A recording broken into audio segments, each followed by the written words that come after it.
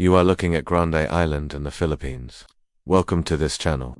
Before it was a luxury resort, it was an important part of the Spanish colonial empire, as we can see in this vintage illustration of the Spanish naval station in Subic Bay. Grande Island lies just off the coast with its small beach and thick forest. In the late 1800s, the Spanish colonial government constructed fortifications on the island to defend the naval station located here. At the time, the Philippines was a part of the Spanish East Indies, and the naval station was strategically important along the Manila-Acapulco trade route. During the Spanish-American War, many Spanish nationals fled to the island for refuge. But with the outbreak of war in February 1898, the small garrison on the island had no choice but to surrender to the advancing U.S. Navy on July 1898. The Spanish colonial government quickly abandoned the island, and it soon came under the control of the United States. And so began the American occupation of the island. In the first decade of the 20th century, the island was heavily fortified as part of the American defense system in the Pacific. These massive 10-inch disappearing guns were built to protect Subic Bay from potential threats.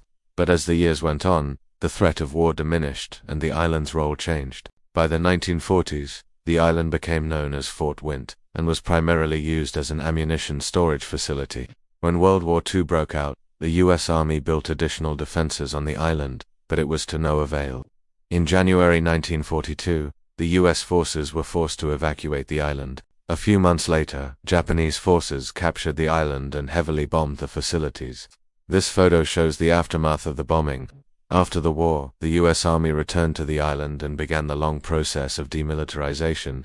What was once a heavily fortified military base became a recreation center for American service members and their families. This photo shows the stark contrast between the old fortress and the people relaxing on the beach in the 1960s. The island was known as a paradise for those on leave from Vietnam. They could enjoy the swimming pool, volleyball, diving platform, and the beautiful beaches.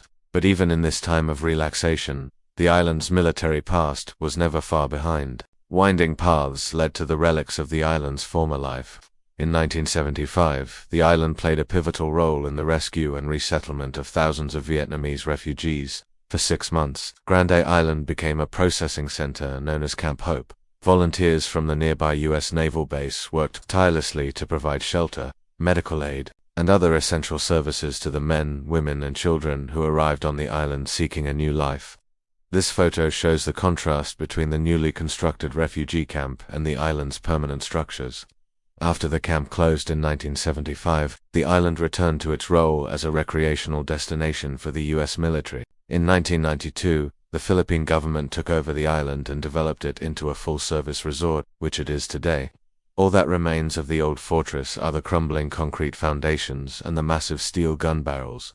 These photos show the dramatic difference between the island's past and present. What was once a heavily fortified military base is now a luxurious resort. Thank you for watching. If you enjoyed this video, please hit the like button and subscribe for more.